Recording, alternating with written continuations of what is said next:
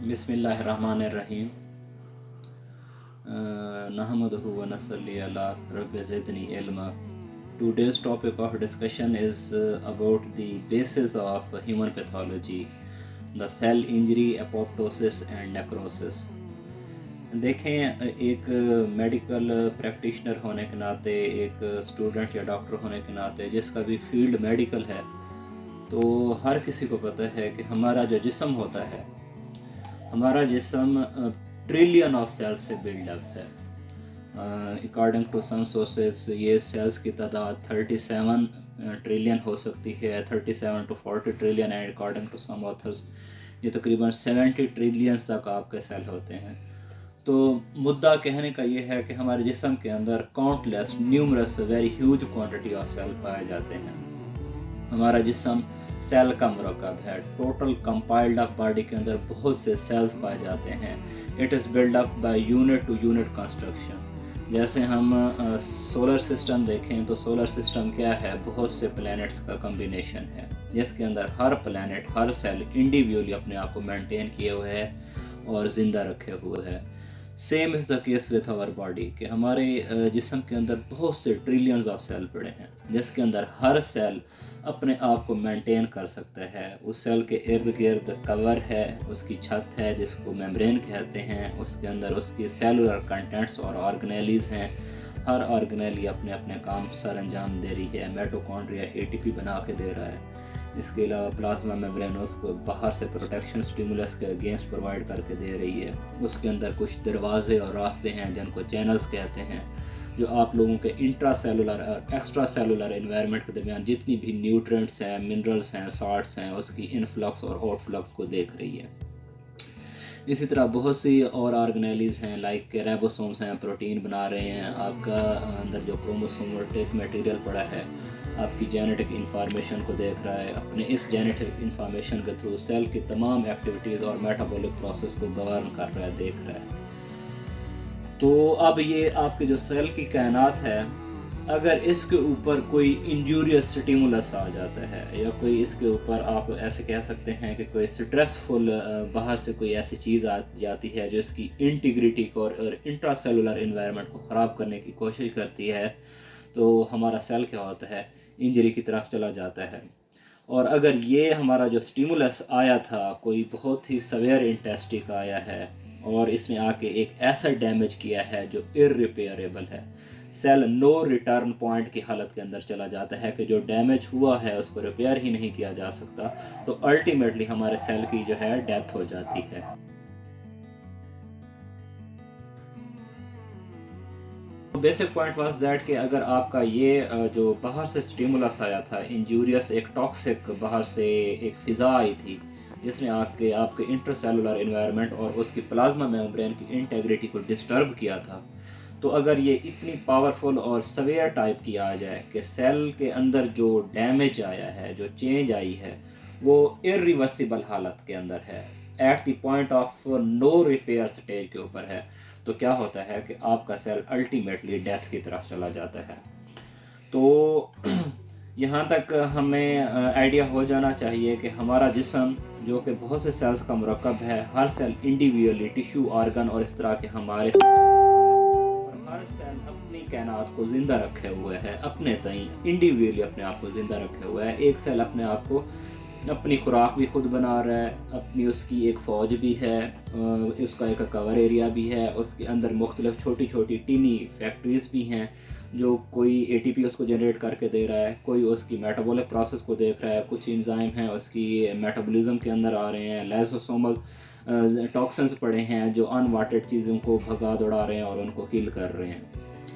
तो यहाँ पे अब आपने फोकस करना है कि जब हमारा डैमेज नो रिटर्न पॉइंट के ऊपर चला जाता है तो हमारा सेल अल्टीमेटली डेथ की तरफ चला जाता है।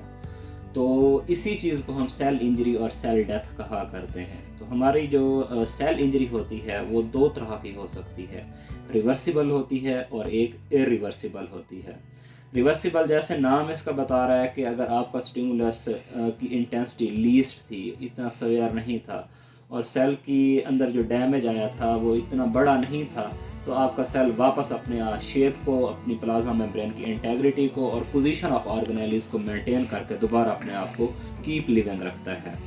लेकिन अगर ये डैमेज इतना बड़ा आ गया है कि इसने सेल को संभलने का मौका ही नहीं दिया, बाहर से इसकी बाउंड्री को फिनिश कर दिया, प्लाज्मा मेम्ब्रेन की इंटेग्रिटी को तोड़ दिया, अंदर जाके ऑर्गेनेल्स को डिसरप्ट कर दिया, तो क्या होता है कि सेल्स के अंदर जो चेंज और डैमेज आती है वो इरिवर्सिबल हो जाती है, और इस इंजरी को सेल को इरिवर्सिबल सेल इंजरी कहा जाता है।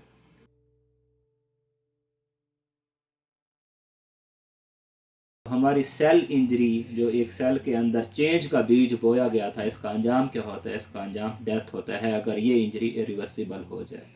तो हमारा जो सेल है दो तरह से मरा करता है। तो हम कह सकते हैं हमारी सेल इंजरी के थ्रू जब सेल की डेथ हो रही होती है तो सेल की मौत दो तरीकों से, दो प्रिंसिपल पैटर्न्स के थ्रू हुआ करती है, जिनको हम नेक्रोसिस और एपोप्टोसिस कहते हैं। In simple words we can say कि सेल की मौत के दो नाम होते हैं, एक को नेक्रोसिस कहते हैं और एक को एपोप्टोसिस कहते हैं। तो सबसे पहले हम नेक्रोसिस की बात करते हैं। देखें, आप हैं, मैं हूँ, लोग हैं, कोई नहीं मरना चाहता। जो बंदा नहीं मरना चाह रहा और जो बंदा जिसको फोर्सफुली मारा जाए, उसको हम इन कंसेप्चुअल टर्म नेक्रोसिस कह सकते हैं कि ये सेल के अंदर पैथोलॉजिक चेंजेस, इस्कीमिया और हाइपोक्सिया की वजह से जो सेल डेथ होती है, इसको नेक्रोसिस कहते हैं। वी कैन से कि हमारी जो नेक्रोसिस होती है, it is the type of cell death after any trauma, any injury, any ischemia, any hypoxia, जिसके अंदर सेल की बाहर वाले इन्वायरमेंट की वजह से डेथ हुई है।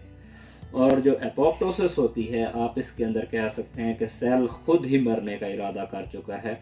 सेल के अंदर जितने लाइसोसोमल पैकेट्स पड़े होते हैं, सेल अपनी प्रोग्राम्स इवेंट्स के थ्रू अपने आप को किल कर देता है जब वो यूज़फुलनेस उसकी ख़त्म हो चुकी होती है, उसकी एज पूरी हो चुकी होती है, उसका पर्पस पूरा हो चुका होता है, उसकी मयाद और मुद्दत पूरी हो चुकी होती है, उसका इस्तेमाल पूरा हो चुका होता है। तो सेल अपने अंदर कंट्रोल्ड प्रोग्राम इन्वायरमेंट के थ्रू खुद को खुद ही मार देता है। इस तरह के सेल डेथ को एपोप्टोसिस कहते हैं।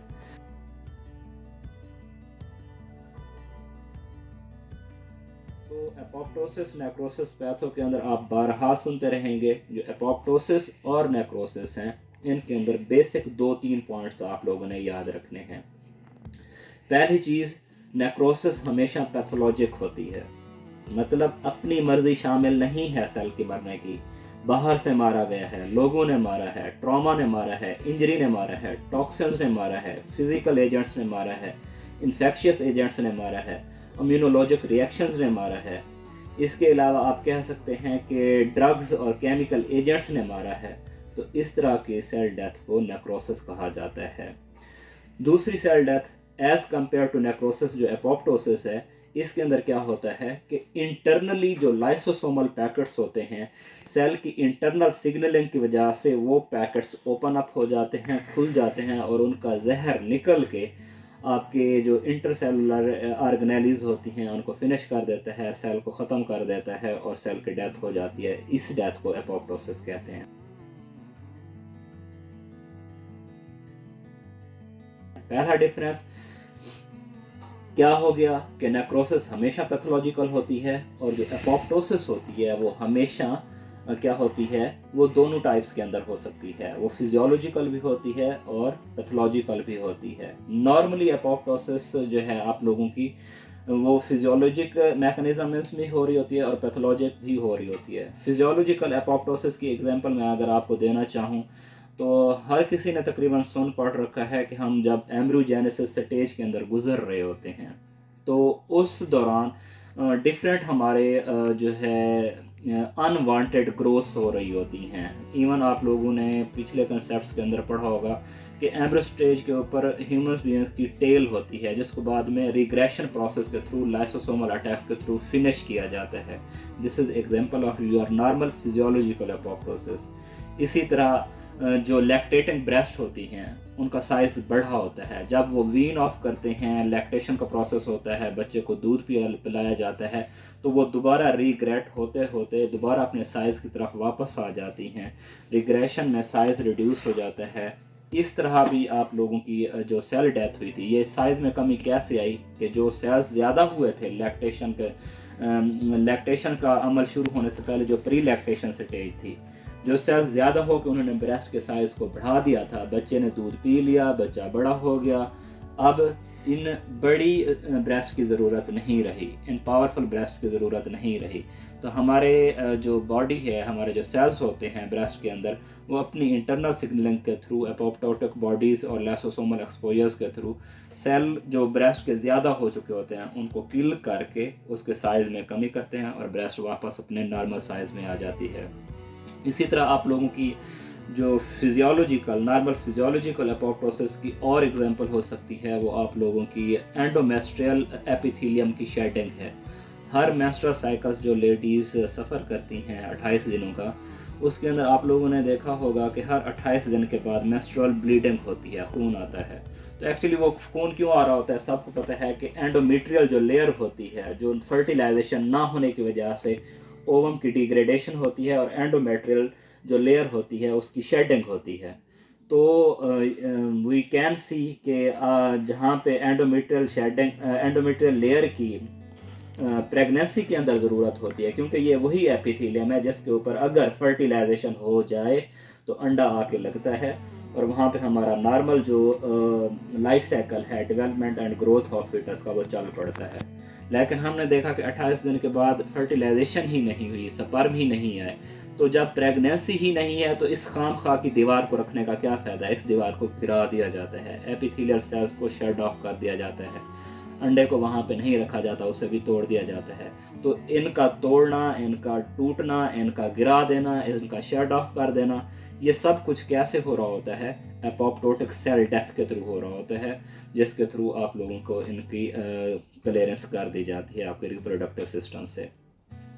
नंबर 1 पॉइंट क्लियर कि नेक्रोसिस हमेशा पैथोलॉजिक होगी, लेकिन जो अपोप्टोसिस होगी वो फिजियोलॉजिकल भी होगी और पैथोलॉजिकल भी होगी। फिजियोलॉजिकल के अंदर एग्जांपल आपको दे चुका हूँ। पैथोलॉजिक कैसे हो सकती है, फालतू किस्म के, अजीब व गरीब किस्म के सेल बनते जा रहे हैं जिनकी ज़रूरत ही नहीं है, तो उनको ख़त्म करने के लिए, जिनकी कोई फ़ायदा ही नहीं है, कोई इस्तेमाल ही नहीं है, उस टाइम हमारी बॉडी का इम्यून सिस्टम और हमारी बॉडी का जो चेक एंड बैलेंस का मैकेनिज्म है, वो जाके आपके ट्यूमर्स को ऊपर अटैक करता है। उनको जो एक्स्ट्रा सेल बन रहे थे उनके अंदर जाके लाइसोसोमस और मैक्रोफेजियस अटैक के थ्रू उनको इनगल्फ करता है, उनको मारता है। तो ये हमारी पैथोलॉजिक कंडीशन के अंदर भी नॉर्मल एपोप्टोसिस हो सकती है। 1 पॉइंट।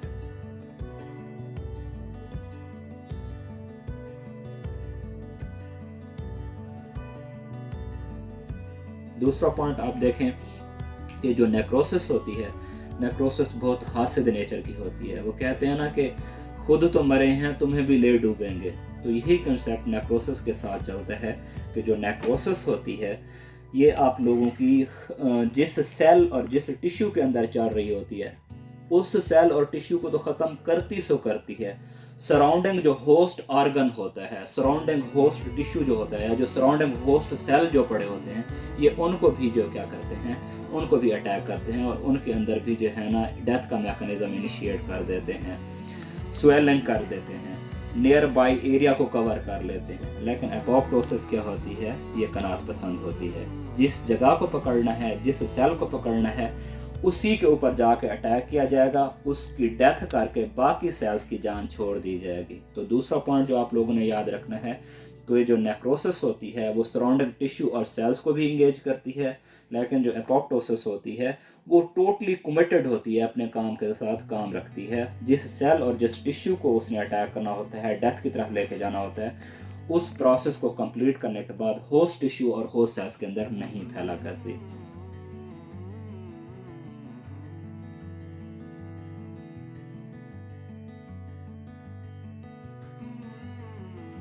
तीसरा, साइज ऑफ सेल के बारे में आपने देखना है। तीसरा डिफरेंस, साइज ऑफ सेल जो होता है, इन नेक्रोसिस आपका सेल स्वेल कर जाता है, सूज जाता है, फूल जाता है, लेकिन एपोप्टोसिस के अंदर ये श्रिंक कर जाता है। ये सबसे बड़ा पॉइंट है क्लिनिकल मॉर्फोलॉजिकल नेक्रोसिस और एपोप्टोसिस को डिस्क्रिमिनेट करने का, कि इन नेक्रोसिस आपका सेल स्वेल कर जाएगा और इन एपोप्टोसिस आपका सेल क्या है, वो श्रंक कर जाएगा, सिकुड़ जाएगा और उसकी साइज़ के अंदर रिडक्शन हो जाएगी।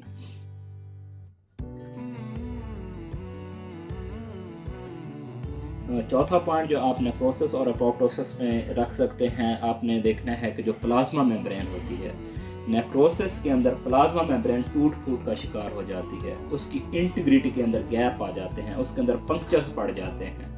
लेकिन जो एपोप्टोसिस होती है, एपोप्टोसिस के अंदर ऐसा नहीं होता। प्लाज्मा मेम्ब्रेन बाहर से इंटैक्ट और कवर रहती है, लेकिन कमरे के अंदर चार दीवारी के अंदर क़यामत बर्पा होती है। सेल के इंटरनल सेल जो इंटरसेलुलर ऑर्गेनेलीज होती हैं वो डेथ प्रोसेस के अंदर जा रही होती हैं, लेकिन बाहर से एपोप्टोसिस के अंदर प्लाज्मा मेम्ब्रेन हमेशा इंटैक्ट रहती है।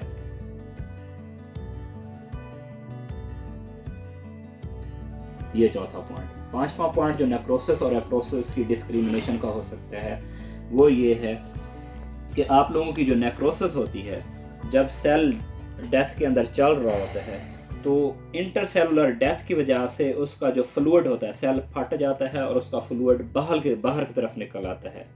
उसकी टॉक्सिक जो पॉइजनस मटेरियल थी बाहर आके सेलुलर ऑर्गेनेलीज के कंटेंट्स, उनके फ्रेगमेंट, लाइसोसोमल सेक्रेशंस वो बाहर की तरफ निकल आती हैं, सेल को तोड़ के बाहर की तरफ फैलना, बहना शुरू कर देती हैं।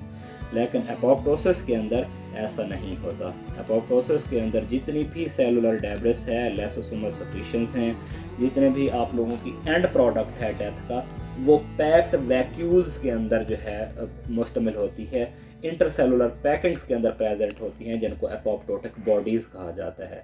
और ये एपोप्टोटिक बॉडीज़ जो होती हैं आप लोगों की सेल से बाहर फ्लूइड हालत के अंदर बाहर नहीं रिलीज़ हुआ करती, बल्कि वेजिकल फॉर्म के अंदर रहती हैं।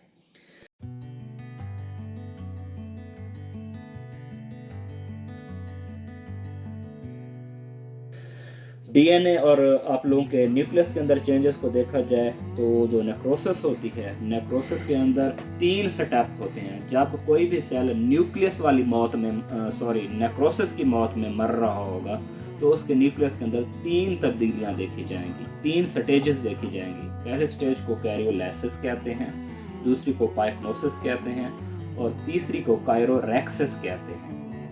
तो जो पहली स्टेज होती है, जिसको मैंने कहा कैरियोलाइसिस कहा जाता है, इसके अंदर क्या होता है कि आप लोगों का जो डीएनए होता है, डीएनए लियन के अंदर चला जाता है, क्रोमैटिक मटेरियल लाइसिस के अंदर चला जाता है और उसका जो नॉर्मल आपका क्रोमेटिन सेल का पेयर होता है वो बेसोफिलिक होता है, पर्पल शो हो रहा होता है।